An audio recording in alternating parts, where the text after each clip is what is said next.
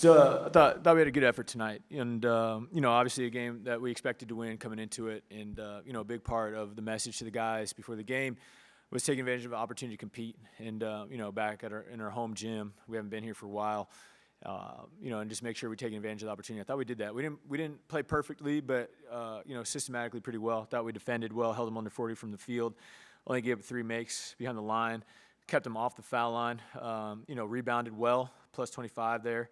And, had some late turnovers that were more a function of just kind of some goofy lineups that probably aren't used to playing a whole lot together. But I thought overall our ball handling was pretty good. So we'll take it. And, big picture-wise, didn't have to play anybody more than 25 minutes. We should be able to get refreshed and recalibrated going into this Colgate game on Sunday. Question. What did you make of the performances you got from the bench, from Ruben to Isaiah? It looked like Isaiah was pretty aggressive out there. Yeah, I thought Herb played well. Too many turnovers, but again, 2 of them were late, and just trying to get guys some looks, some touches. But he's been playing. He's had a good year. We expect him to play pretty well. I thought Zay Brown was good tonight. I thought he was really good. I thought he played with great pace and aggressiveness in the first half. I think he had 7 in the first half. Got a big offensive rebound, guarded well.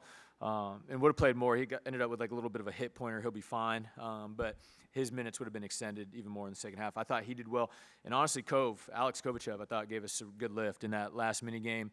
And a guy that we probably got to look at to get a minute or two, when that opportunity comes up moving forward. Sorry, you put in Kovichev, took out Alex Lloyd. And Alex is a young guy.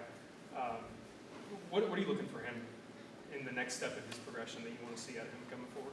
Just getting comfortable and playing well, just going out there and keeping it simple. And he's trying. He's being very coachable. Just hasn't clicked yet. But I'm very confident in his abilities to do it. He's got to stay with it. It's hard to be good. It's really hard to be good as a freshman. And it's really hard to be good as a freshman on a team that's trying to be a top 10 team in America. There's a lot of pressure that comes with that. And, he's just trying to find his way a little bit. But we have confidence. We love him. We think he's a really good player. Xavier Lee's progression as a defender, would you talk about that? Yeah, he's defended hard for us all year. He's done a really good job taking away shooters. He's quick, does a good job recovering and getting through screens. And, he's been mentally tough enough to do it so far. So been really pleased with him on that end. And obviously the offense is coming around. He's had another really efficient game tonight. He's really good getting the ball through traffic, too. Would you talk about that? Yeah, he's just got a really good handle.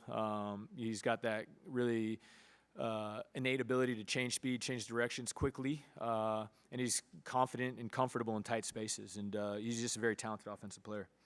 Obviously, you got to make some shots, and Alex just said that helps the assist number, but he's got like 16 assists since the game at Madison Square Garden. Alex has always been a good passer.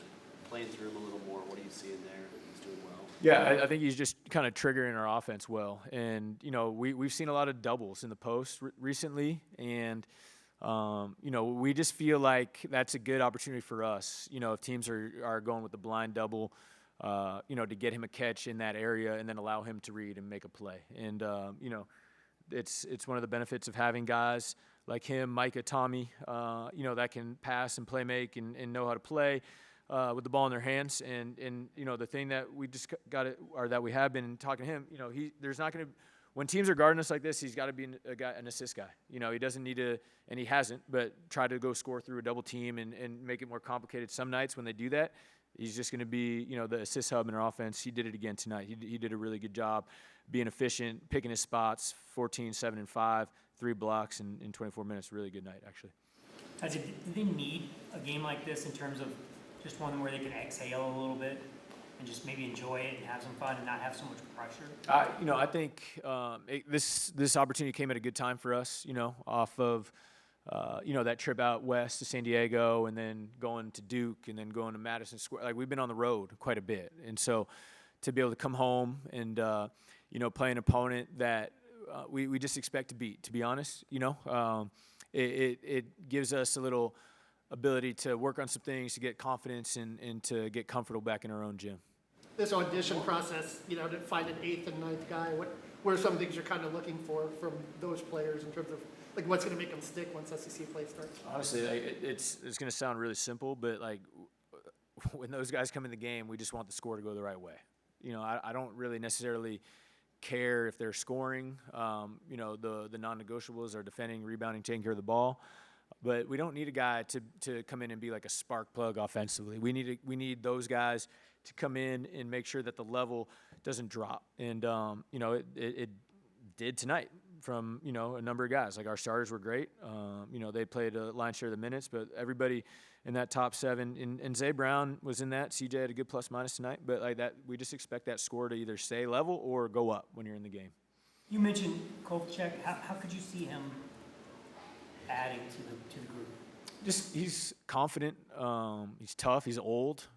He can play with the ball in his hands. And he's a guy that we didn't expect to play a big role on this year's team, but at the same time, he might be what we need. He might be a guy that can come in and just keep things level and defend with physicality and toughness. And he can run the offense. He can definitely play on the wing for us. And I probably overlooked him a little bit in terms of his ability to help us. But I think everybody saw tonight that he has potential to do that. Stroke was pure. Made a good shot and handled pressure. Another double-double for Ruben. I know you've talked about how he just elevated the competitiveness here when he got here. Yeah. Fighting for a jump ball up 30. Like, Yeah. That's what we do, man. What does that say about him? Just the consistency. Bring it every night. Kind of like. I guess that's the question. Yeah. Well, I mean, he's.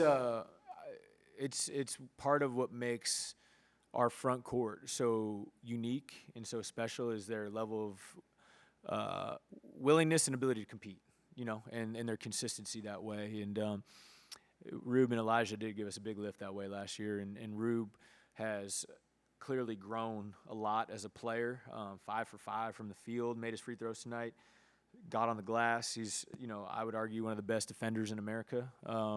And just, as a coach, it gives you a lot of comfort when you can count on guys every night. And Ruben is in that bucket. He's a guy that we know when we come, whether we're playing UConn at Madison Square Garden or if we're playing St. Francis here in the O-Dome, like this dude's going to compete, like it's a national championship game. And it's a great feeling as a coach, and it's what makes him such a special and unique player. Ollie's dunk. Pretty special, man. In transition, his vertical, he was up there, man.